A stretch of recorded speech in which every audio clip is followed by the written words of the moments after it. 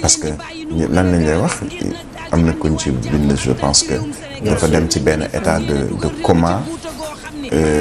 hypoglycémie xaw ma hypoglycémie maanaam suukar nekkatul ci yaramam non y a un des grévistes yoo xam ne loolu moo ko dal ba ñu kiiku ba ñu yóbbu ko réanimation parce que yaramam day soxla énergie mburu bi ngay lekk ci suba si mburu bi am na sucre boo xam ne énergie boobu da nga koy soxla nutritionniste xam nañ ko peut-être dañ la naan bul ci ëppal benn kaasu café ba ngay naan def ci benn doñu suukar boobu noonu donte peut-être saful ci café gi mais am na lu muy indi jeexital ci wàllu la nga soxla ci wàllu apport nutritionnel mais boo toogee 20 jours 22 23 jours yoo xam ne tu n'as pas eu tout ceci médecin bi comme ni ma waxoon am na fooy toll ci sa état ñu ne mu ngi ci coma wala mu ngi début coma à la kulial par force même bu fekkee tu refuses des soins dañ lay defal perfusion pour te sauver pour éviter que tu passes de vie à trépas mais au-delà de tout ça que l'État comme je disais la justice ne sera jamais faible face à quelque situation qui puisse être engendrée tey justice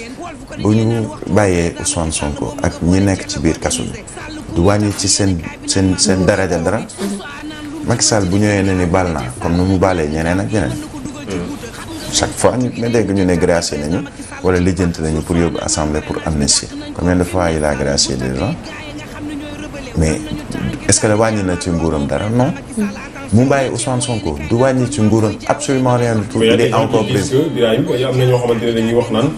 Macky Sall le président de la République mun gracier wala amnistier des gens yoo xamante ne seen condamnation nekkul condamnation bu définitive. waaw mais d'accord mais ñooy wax loolu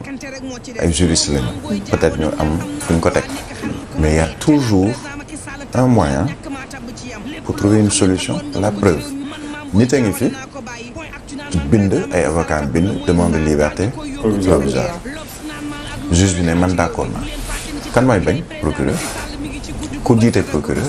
ministre de la justice mooy ñëw ne procureur diw dégg naa dafa ñaan liberté provisoire bu juge bi ne waaw yow tamit waxal waaw juge ne waaw may naa ko liberté provisoire procureur ne mayuma ko man d'accord ma te malheureusement ci ni ñu woowee administration de la justice ni ñu moolee suñu texte procureur daa am doole boo xamee ni da nga naan kii moom fan la jëlee doole boobu yoon moo ko jox donc il y a toujours un moyen de trouver même ci koo xamee ni condamné guñu la mais il y a même un autre moyen mooy raison humanitaire mooy lan surtout boobu kii feebar na lott na sonn na donte moom moo jël ci moom ne ni je vais à une grève de la faim je refuse jusqu'aux soins donte c'est un truc personnel moom moo ko jël décision parce que kenn neew ko par force duñu la jox nga lekk duñu la jox nga naan moom moo ne man du ma lekk du ma naan parce que c'est une forme de résistance ñeneen ne ni ñun tamit on va faire comme lui donte c'est un état personnel mais état du Sénégal donc mën na am possibilité bu mu nee ni nañu jël lépp laf teg ci suuf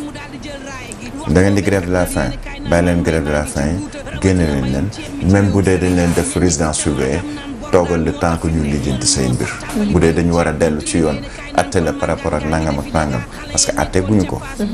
ñu atte la woo la nga ñëw ñu atte la buñ lay teg daan teg la daan buñ la tegul daan buñ lay libéré ñu libéré la waaye au moins nga nekk ci condition yu tane on te dira que non l'État n'a pas le droit aujourd'hui de flancher par rapport ak un opposant je suis d'accord aussi ndax état nguur la tudd mais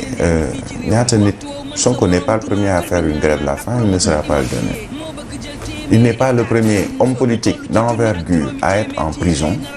ou à être emprisonné et il ne sera pas le dernier ci nguur yi fi jàll yëpp Abdoulaye Wade ku ko opposé nit amul en tant qu'opposant ñaata yoon lañ ko dugal ci kaso du jeex keneen ak keneen même chose ba ci ay sëriñ jàpp nañu ay sëriñ dugal ci kaso waa PUR ñu ngi may dégg xam nañ ci dara tey ci Yewwi Askan Wi lañ bokk ay nit faatu nañu ndax dañoo jël sëriñ dugal ci kaso ci Moustarchidine ay policiers l'histoire est encore récente nee naa leen nguur kenn du xeex ak moom d'accord nguur moo koy neex mu ne naa am yërmande mais nguur kenn du xeex ak moom coow lay bari rek ci suñu réew bii yeneen réew nag dañ fay dégg coup d'état mais fii ku mën a jàpp yàlla suñu borom. mais nguur du xeex moom est-ce que kenn du xeex moom est-ce que Ousmane Sonko avait compris ce concept là. tout le monde l'a compris. mais du tey de man Alamine nga mën ma. ah mais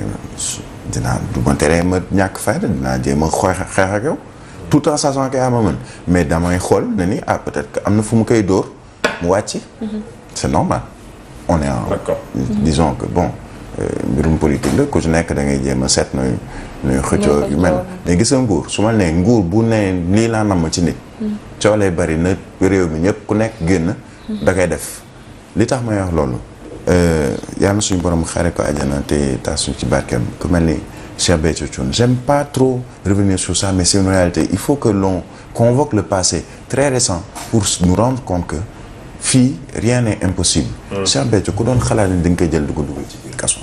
ci ay jamono personne. tout simplement parce que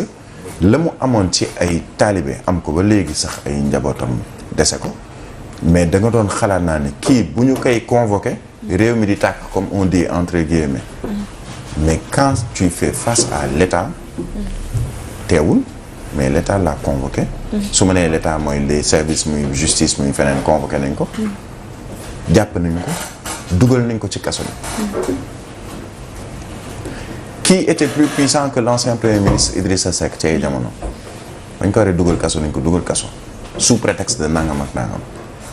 même bu dee prétexte lañ lay wutal dañ lay dugal kaso Karim Wade da nga nii PDS la àndaloon la àndal ba tey sax mais bañ koy dugal kaso PDS c'était quand même le premier parti de l'opposition qui vient juste de sortir du pouvoir en 2012 dugal nañ ko ci kaso Khalifa Babacar Sall dugal nañ ko ci kaso ak ñeneen ñoo xamee ni maa ngi wax sànq sëñ Moustapha Sy sëñ Cheikh Ahmed Tidiane Sy ñeneen ak ñeneen mos nañu kaso bon Ousmane Sonko la ma koy ñaanal mooy ni ko ay jabaram ak ay ñoñam waxee mu bàyyi grève de la faim bi des gens ont demandé ci biir Pastef wala ex-Pastef c'est selon à Ousmane Sonko d'arrêter cette grève de la faim ay nit ñoo xamee ni jege nañu ko wala ñu ko sori sàkku nañu ci moom mu bàyyi ko pour une raison mooy dafa war a nekk en forme pour les autres combats à venir ku nekk ak sa entendement wala sa xalaat ci wàllu woowu mais moi comme je dis l'État c'est difficile de faire face à l'État c'est même impossible de faire face à l'État parce que l'État a les moyens, a la justice, a les pouvoirs que toi opposant quel que soit le degré d'opposition, quel que soit le nombre de militants ou de sympathisants que tu as, tu n'as pas. Tu n'as pas l'armée, tu n'as pas la police, tu n'as pas la gendarmerie. Tu n'as pas la justice, tu n'as pas les moyens, même financiers.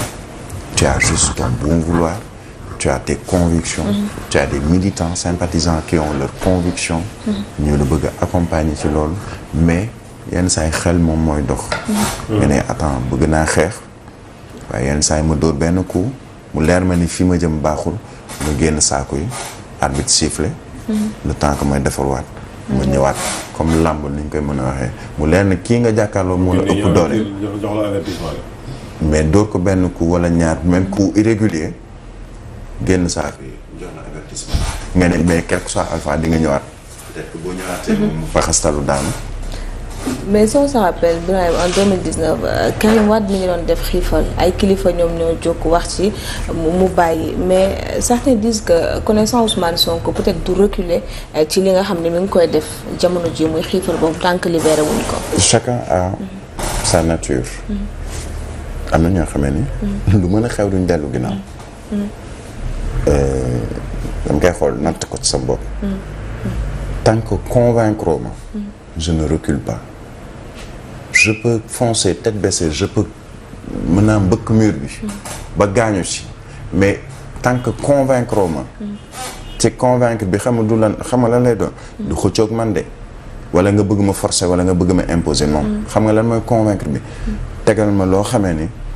ci kaw waxtaan li waa ji doon wax ci njëkk. ci njëkk am na ñoo xam ne ci njëkk rek ngay mën a am ci ñoom dara boo leen bëggee forcer ñu dëgër bopp wala ni la nga mën naa ko parce que nit nga may nit. Ousmane Sonko il est comme Macky Sall nag ci benn mbir. Macky Sall waxuma président de Macky Sall la jiital APR ku wowle la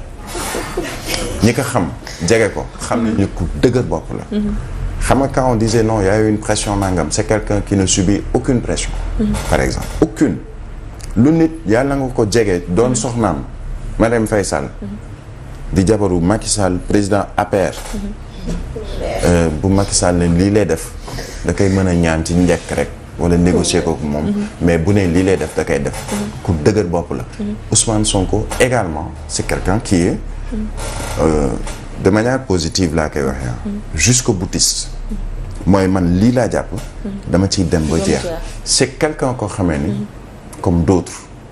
jaral na ko bakkenam des ci mais il ne recule pas c'est-à-dire c'est dañoo jàkkaarloog ñaari nit ñoo xam ne kenn du ci dellu ginnaaw kenn du ci dellu ginnaaw lu mooy moom mu jël décision wu ne déglu naa diw mais damay seet la ma ca neex man mën naa ko bàyyi Ablaye Wade denk na fi grève de la faim ak ñeneen il a fallu que Touba négocier waxtaan ak moom pour mu bàyyi Karim Wade ak ñeneen ñu bokkoon ci ay jamonoy Landing Savané ak Decroix ak yooyu nekk ci kaso il a fallu ku ci mel ni Alaaji Baara par exemple ñëw na pour négocier waxtaan pour ñu calmer la situation tey peut-être on attend des chefs religieux ñu mën a lijjanti mbir mi waxtaan tey on peut lancer ñiy wax seen Cheikh Saliou war na mën a yabal délégation sàkku ci Ousmane Sonko mu dakkal grève de la faim bi yabal délégation sàkku ci président de la République mu wàññi loxoom wala mu wax ak ay ñoñam parce que ministre de la justice aujourd'hui la ñuy wax ci moom ak la ñu wax ni moom moo ko def wala deflu il faut que déjà moom mu leeral loolu parce que j'ai suivi hier ku ci mel ni maître Ngagne Demba Touré qui est en exil au Mali la mu wax mooy ni jàpp nañu benn femme ku ñu woowee xaw ma yaayu Serigne Saliou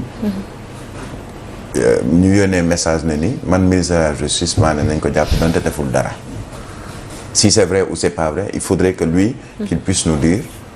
et surtout qu'il puisse nous démontrer que demewul noonu ndax ay nit jàpp nañ leen ci ay post Facebook wala leen tey moi justice bi may ŋaññi 2 poids 2 mesures Branco parce que tubaab la wax lu ko neex def lu ko neex ba dugg ci réew moo xam ne dañ ko ne yow waroo sax dugg ci biir réew mi. waaw duggee fi nu ko neex. jógee fi nu defee def lu la neex. ñu dugal la ci avion jox la sérité ay mbubbu africain ne la yóbbu demal booba jamono moi je prends un cas et je vais le citer tous les jours parce que c'est un cas boo xam ne dafa ëlëm sam bopp. mooy bu Bassirou Diomaye Faye. je le connais pas.